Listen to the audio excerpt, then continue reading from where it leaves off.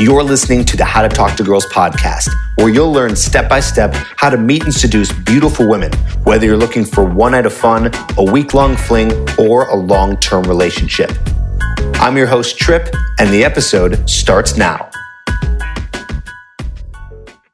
Hello and welcome to another episode of the How to Talk to Girls podcast. I'm your host, Trip Kramer from tripadvice.com. Welcome back. We are in the middle of a wonderful series called the Get a Girlfriend series. I've only done this. This is now the second time I've only done this, where I did like a series where I'm kind of releasing a continuation of talking about a specific topic. A few years ago, did one called The Attraction Arsenal. I think it was about a year and a half ago, which you can find. That was a 10-part series. This is an 8-part series, and you're on number 6. Strengthening the relationship. I wonder how many of you are actually going through the whole thing. I suggest you do if you want to get a girlfriend. Even if you don't have a girlfriend yet, it's still good to know some of this stuff. Plus, these episodes are pretty easily digestible, right? You know, only around, 15, 20, 25 minutes. So pretty easy to get through. And on this episode, number 6 of 8, strengthening the relationship, we're going to be talking about exactly that. Now you're in the relationship. Right, we talked about last episode, starting the relationship. You got to the point where you started the relationship. You said to her, hey, I'm interested in just you. I'm not interested in seeing anyone else. So you guys have started to date. So this is kind of like, how do you make the relationship from here on out just be awesome? Because the next 2 episodes are more about the ending of the relationship, whether you want to end the relationship or she ends the relationship. Okay, so we're talking about really the meat of it all. Like, what happens once she's your girlfriend? Once you call her your girlfriend, what changes? What stays the same? Where do you go from here? Of course, there's lots of options for you. Maybe you want this to go so far eventually into a marriage. A lot of people get married after having a girlfriend. Maybe you don't want to get married. Maybe you're just looking for a lifelong girlfriend. That's usually pretty rare. I don't know anyone who has got a girlfriend that's like a lifelong girlfriend unless they've already been divorced maybe a few times and are just looking for more of a partner than marriage, so to speak. But it's up to you. It is up to you. But yes, a lot of people do eventually get married. So some of the stuff I'm going to be talking about on this episode is how to strengthen the relationship, how to keep the relationship alive. And you're going to be doing this in your current relationship, but the good news is that if you decide to get married, you can use some of these tips for marriage too. Now, I have never been married, which is true, but I have been in 3, and now I'm in my 4th at the time of recording this episode, long-term relationship. That's right. I have been in multiple relationships. And actually, if we really want to count, we can also count my college one. That was 10 months, so we can count that. So that's number 5. And then if you really want to go deep and really go back, then maybe I've had 6 if you want to count my 5-month relationship I had in high school. I don't really count the one in high school. It's a different type of relationship. And even the one in college is a little iffy. You know, I'm talking more about having more real world relationships. Although if you're listening and you're in college or you're in high school and you're like, well, I want a girlfriend. So what are you saying? None of this pertains?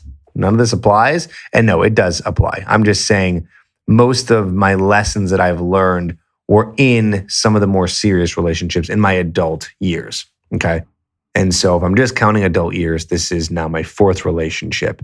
And boy, have I learned a lot. And let me just say that, not that this gives credibility, but it sort of does, I have to admit, is I ended all of these relationships, even the college one, although I did not end the one in high school. That one was sad. She broke up with me. That was one of my biggest heartbreaks, my only heartbreaks, really.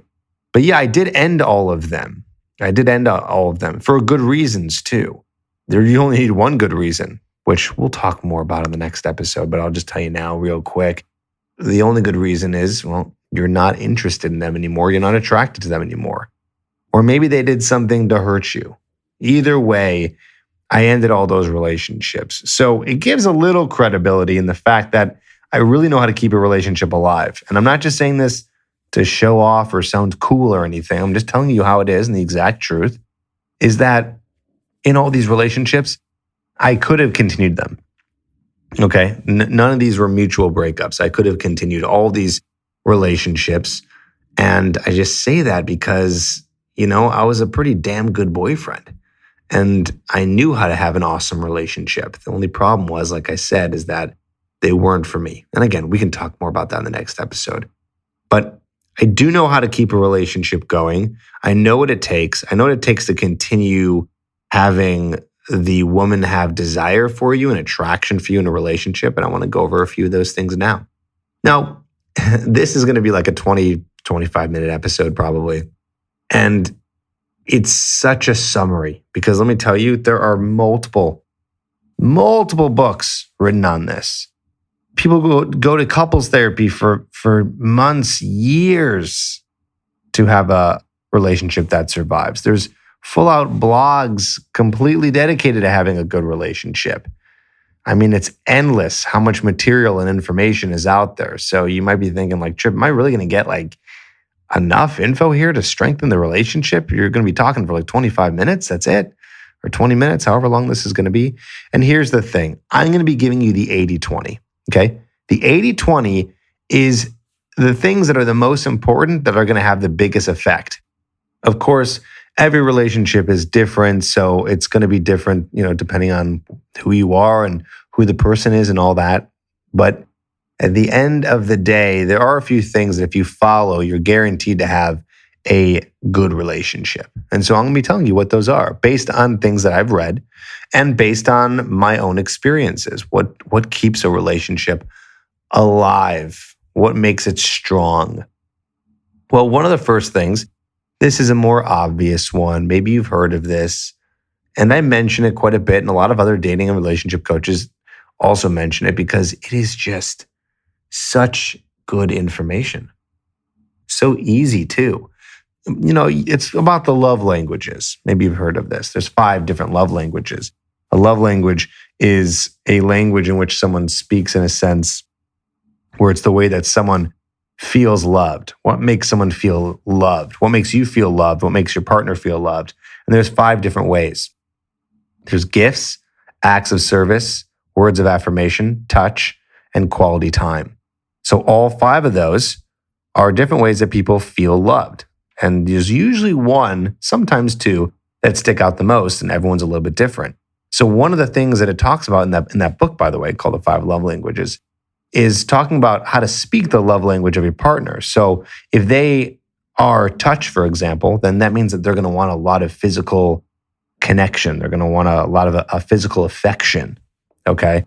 So you're going to want to do that to your partner so she feels loved. Now, it might be words of affirmation. That means that, at least once a day, you're going to want to say something really nice to your partner, whether it's a compliment on their looks or complimenting them on something that they've done recently that you really liked, or just saying that you're proud of them. And you can look up examples online of different ways to speak the love language of your partner. I'd get the book, to be honest with you. It's really short, easy read, and pretty amazing. So that's kind of one thing, is speak the love language of your partner so they feel loved, because one of the things that kills desire is someone in a relationship just doesn't feel loved by their partner. They just don't feel it.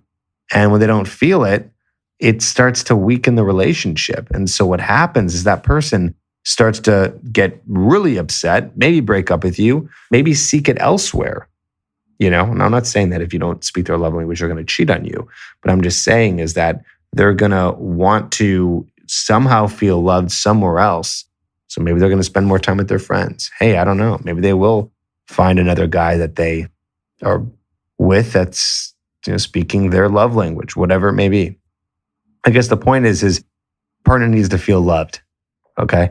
So you need to make sure that you're doing that. And you can have an easy conversation with them. Say, hey, I heard about this thing called the 5 love languages. And it's kind of pop culture by this point. So they might have even heard of it. And you guys can talk about what your love languages are. And then you can be on your way to speaking that person's love language. Pretty simple, pretty cool. Okay, what else? Well, there's that funny little word called communication. Okay, communication.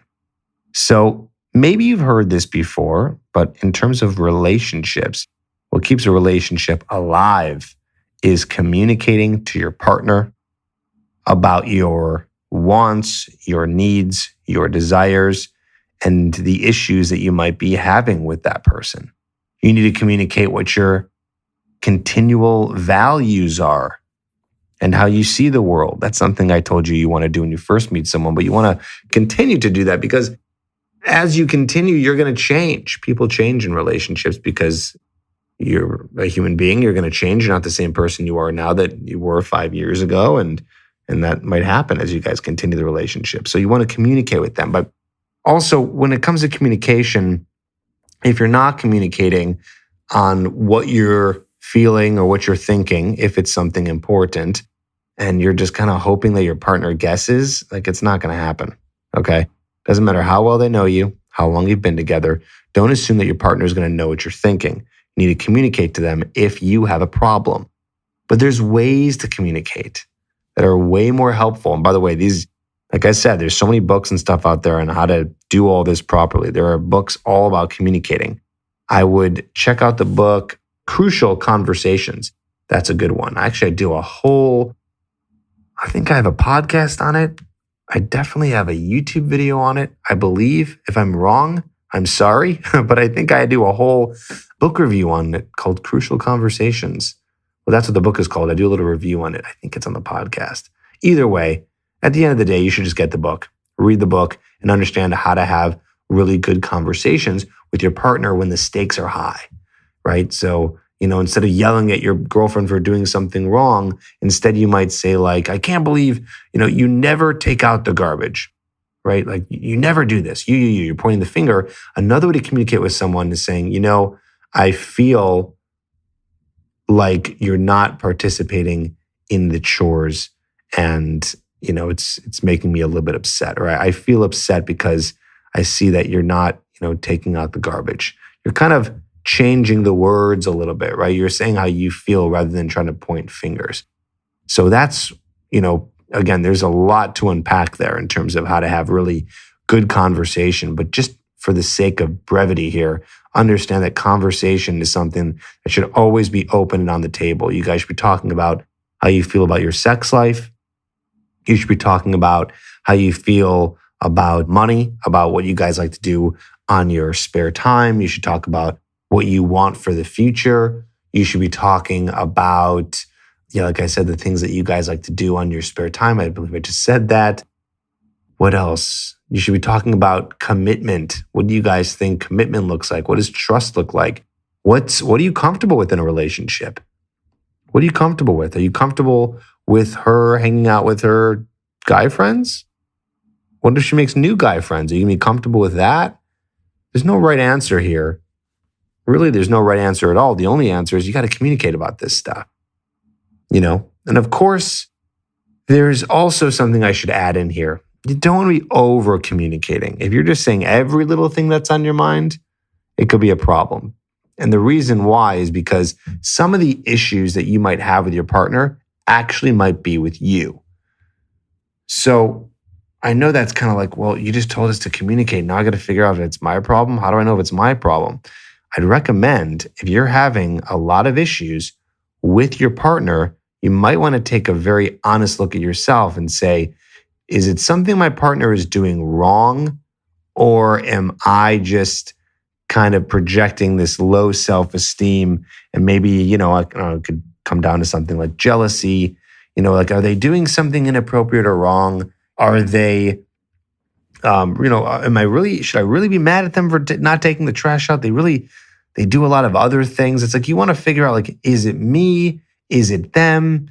Can I be more fair in this situation? Like, how can you look at it and really analyze it a little bit before you communicate? Okay, so you just got to make sure that you're communicating effectively and doing it in a smart way. One way to help out with this is if you're feeling like you're having a lot of emotions and feelings, you're not sure what to do with them, you're not sure how to communicate, you might want to think about either getting coaching with myself, because I am very, very good at helping people communicate in the way that's going to be the best outcome. So make sure that you apply, by the way, at coachedbytrip.com if you want any help in your relationship and want to learn effective communication. I'm a master at it. But also a therapist is really good too, because you can dive deep into some of your insecurities or wounds or childhood wounds that might be causing you to always get upset with your partner or, who knows? So therapy is good. I can also help you out with that. Again, if you want to apply, go to coachbytrip.com and we can help you with your relationship. And if you're not in a relationship and want to get in a relationship, well, you should apply anyways, because I help you get into relationships too. So I offer coaching. I can help you with that. But yeah, communication. So I think we covered our ground there. Here's another tip I want to give to you to have a really strong relationship. I want you to make sure that you're continually seducing them. Okay, whatever you were doing the very beginning of the relationship, you would take them out, you would plan these cool dates, you were just way more interested in who they were as a person, you were more affectionate. And this is kind of different than love languages. Love language isn't necessarily like this seduction. Love language is just making sure that your partner feels loved. But there's this kind of playfulness that is lost as relationships continue. It's like, and you don't know this yet, maybe if you haven't been in a long-term relationship, but I have, and I can say that playfulness starts to die because you get really, used to it. It's easy now. She likes you. She's not going anywhere. You don't need to work so hard. You don't need to go to the gym anymore. You don't need to flirt with her anymore. You don't need to be amazing in the bedroom for her anymore. People just get lazy and think like, this person's not going anywhere. We're good. Little do you know, that is wrong, my friend, because if a woman stops trying with you, you're not going to like it either. So you need to continue to try with them. And by the way, it's a two-way street. This should go without saying. Everything that you're going to be working on to strengthen the relationship, she should be doing it too.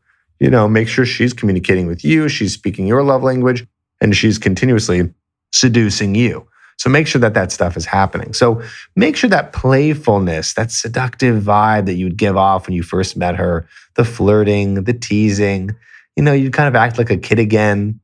Make sure that that's still going on in the relationship. Not doesn't have to be every single day. I know realistically, when you're in a relationship for like 3 years, you're not going to have that same energy you did in the first 3 or 6 months, but at least keep it there every once in a while. Make sure that you guys are, and this brings me to my next point, continuously dating. You should always be dating. Like, don't give up. You know what happens when you give up? A lot of different things. The relationship could end. You get bored. She ends it. She breaks up with you. Maybe she cheats. If you're with someone who would do something like that, you just get depressed. You're just in this terrible, vicious cycle. You guys depend on each other, so you don't leave each other, but you want to leave, but you don't know how because it's just really hard. So then you stay together for a long time. I mean, it just gets really, really rough. So make sure that you and make sure your partner is also, continuously seducing, going on dates all the time, making sure you guys have those nice meals out or do something fun or do something interesting. It doesn't have to be a nice meal either. You don't have to spend a lot of money. Just do something that would be considered some sort of date, Like really make that happen for yourself. Really make it fun and interesting and put in that energy that you did when you were first dating them into, wherever you are in the relationship. Just continue to do that. Continue to be awesome. And I'm going to leave you with this, okay? I'm going to leave you with this next one. Tony Robbins talks about this. This is really cool. When you're in a relationship, don't try to do things in order to receive. A lot of people might do something in a relationship in order to get something back. They'll be really nice to them because they want to make sure that they're going to get sex from their partner, or they'll try to do something really nice so their partner does something nice back. And Tony Robbins says, be more selfless. Go into a relationship to give just for the sake of giving. Whatever that looks like, flirting with them, doing something nice for them, speaking their love language. Do it for them. Don't do it for you. Don't do it for you in the sense where you're trying to keep a relationship going so you don't feel any pain. And it's like you don't really care about them. You're just really just kind of manipulative and just kind of doing nice things so you get stuff in return. Do things because you genuinely care about this person, and do it because you actually love the person. Be selfless. Don't give to expect something in return. And I love that. I think that's a great way of going into any sort of relationship, whether that be a relationship with a woman or a friend or family, give to give. Because when you give to give, inevitably, my man, you will end up receiving. Okay. So you'll still receive and you'll hopefully have a good partner. And of course, be very conscious of, are you with someone who is going to be, giving you in return? And we'll talk about that more in the next episode, because the next episode is when to end the relationship. How do you know if it's not a good relationship? We're going to talk all about that. It's going to be juicy. It's going to be fun. So those are some of the tips I can give you to keep a relationship going. I'm sure I missed a few that might be important, but I'm giving you the 80-20 here, the things I believe are the most important that are going to have the biggest effect, like really the biggest effect on the relationship. Communication, giving to give, making sure that you're speaking their love language. And I guess I sort of left this one out, but this is kind of goes with the communication and giving to give. Make sure that you guys are having sex on a regular basis, right? And I say that's kind of connected to the communication because you should be talking about how often you want to have sex, what kind of sex you like, and things like that. If you guys are just on the same page and communicating about your sex life, well, then you're going to have a happy sex life, right? So if you want to have it like 4 times a week, but she only wants to have it twice a week, but you guys can come to some sort of compromise between you two, then you're going to have great sex. You're going to have sex that both partners really enjoy and want to have, and then you should be communicating on what kind of sex do you like. What I'm saying is when it comes to sex, it's really about the communication. What does each partner like? How often do you want to do it? Things like that. Talk about it. Don't be scared. Because when you do, then you don't have to worry and you guys can be on the same page. And there doesn't have to be any kind of mystery or, anything weird between you two, and you can be able to have great sex. So think about that. Again, like I said, there are more things, but I think those are some of the most important. And if you really want to get even deeper into how to have a great relationship, there's some amazing books out there. John Gottman has a few. One's called 8 Dates. That's a new one. Talks about 8 dates, 8 different conversations that you should be having with your partner, whether you're married, whether you're first dating, whatever.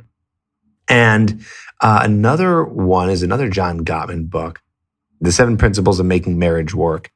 Good stuff. And that can also, by the way, be used in relationships too, not just marriages, because a marriage is a relationship. Just a marriage is just a little bit more committed, So there you go. There you go. I think I gave you some good tips here.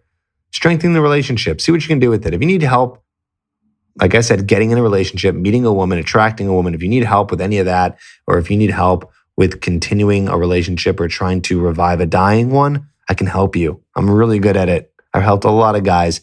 Apply today, coachedbytrip.com, and I'll help you through the process. Coachedbytrip.com is where it will take you to apply. You'll have an application and you'll be able to get on the phone with me and figure out if we can help you. Okay? So there you go. Check it out. Talk to you soon. See you in the next episode. Hopefully, this is good info that you're going to use in your relationship today or in the future.